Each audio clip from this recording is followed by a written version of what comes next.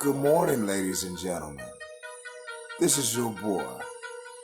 I want to thank you for taking your time and sacrificing and pressing my forehead or my face on that device that you hold in your hand. My name is Azakar. I like to bring that heat coming from my 615 area code across the world. Yeah, I be with it. I cover all type of topics, from sports, politics, video games. I mean, whatever. But I don't watch the NFL. I don't care too much for the NFL, man. Just put that on out there. And I also like to motivate and inspirate people. I distribute everybody else's content, regurgitate it, whatever. So, I spread it, never taking fame for it. Like my sister Valerie Denise Jones. Yo, subscribe to her channel. Viral Hip Hop News, subscribe to their channel. Dr. Boyce Watkins, subscribe to his channel. Iron Muhammad, subscribe to his channel. And so many more black outlets that's out there right now, and I just love sharing information. I love learning more. I don't like staying neutral in one spot. You know what I'm saying? I like to get out and do what I like to do. But for no further ado, I got some content from the Hip Hop Viral News. It's concerning LL Cool J and who we have beef with. Ooh, kind of messed me up myself. But I'ma let this play. And this beat you hear in the background is from my man 6'4". Yeah, he get down, doing what he do. But I'ma let this play as I pursue to get ready to go to this plantation. Y'all know how that go. Y'all know exactly how that go. And this is Viral Hip Hop News. Subscribe to their channel. Trust me, they gonna keep you on it. And they be on their grind. You feel me? This talks about LL Cool J goes in on how he really feels about Jay-Z and their beef. Ooh wee, this ought to be some good coffee for somebody. So somebody, y'all sit back, get entertained, throw the things in the air, whatever you do, and get prepared to check out this content. Here we go. Man, but yeah, man, we going in today. Want to jump to the next story here. LL Cool J sat down with the legendary Sway in the morning, man, and they had some great conversations. But one of the main conversations that stood out to us was the conversation about his little run-in with Jay-Z. Saying, man, has that all queued up for us? Yeah, man, I was sitting there looking for something different, and we listening, and we heard this. Like, damn, this is dope. Let's talk about it. So I got it queued up. Like Oga said, let's rock. There seems to be this misconception that you and Jay was at odds at one point when he took over Def Jam. No. Well, first of all, there's a couple of things there. Okay. One, when he took over, first of all, people don't understand that I've never wanted to be a label executive. Okay. So this idea that somehow I want, like I worked at, like I'm at the post office and Joe got the supervisor job and I'm upset. That shit is nuts. That's not all right. Yeah, okay. That's nuts. Okay. I don't care if he's a record exec like that. That's not good. Mama should knock you out, motherfucker. I don't want to work at the company. Yeah. All right. So that was the first thing. So that's a misnomer. Now, what is true is that over the years we had different run-ins and different stuff like that, and like what? I don't know. Like honestly, I don't really know what it is. I did something to him a long time ago that I don't know I did. Like I think he said I laughed at him at a concert or a contest or some shit. I don't really know what he's talking about, but I probably did it.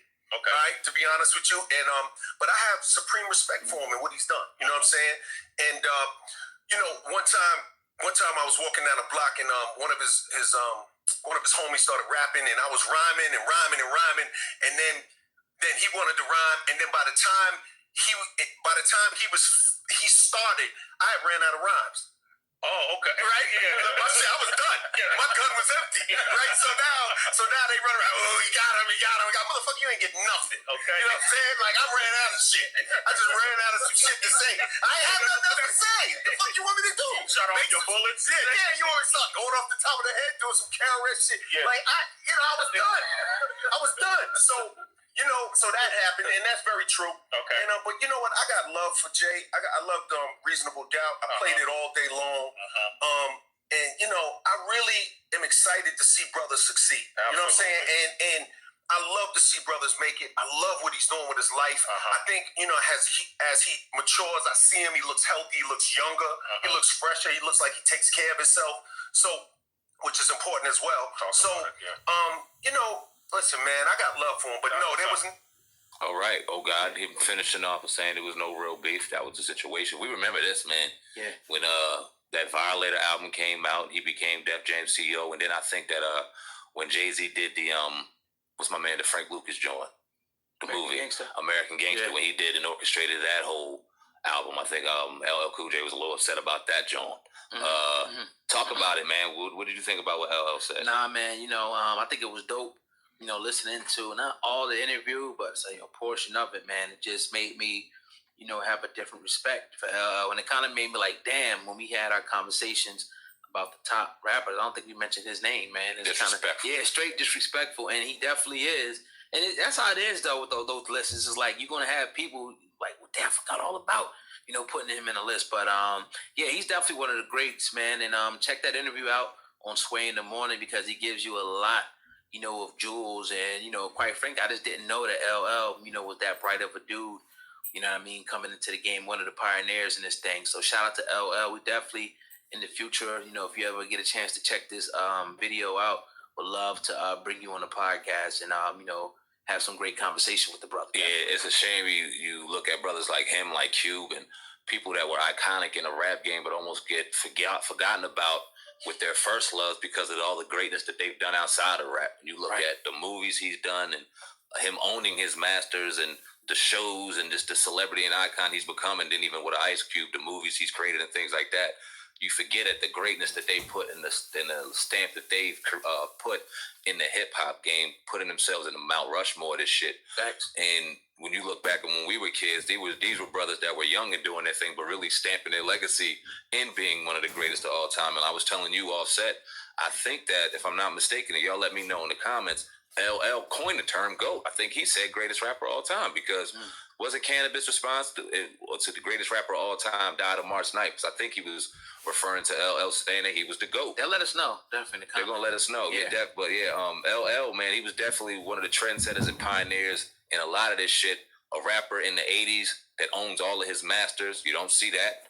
We hear people all the time talking about how the labels own their soul, own their masters and things like that. So a pioneer and a legend beyond his time. Like Goga said, it'd be great to have him on just to sit back and listen.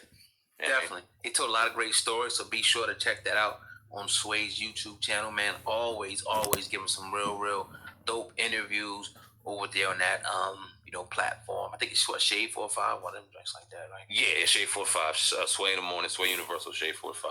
Right. So yeah, man, 2 albums came out today. Sandman at the Game released Born to Rap today, and Griselda dropped, I think it's called WWCD is the name, the particular album. What's your thought? Well, I'm gonna let that stop right there, man. Y'all leave me some comments. Let me know what y'all think about LL's little comments, and how long they had to get their struggle on in the rap game. They did have to go through some challenging periods themselves. Everything's not easy. If I'm not mistaken, force time distance equals work. And that's just what it is. Peace and a bottle of Haggard's, people.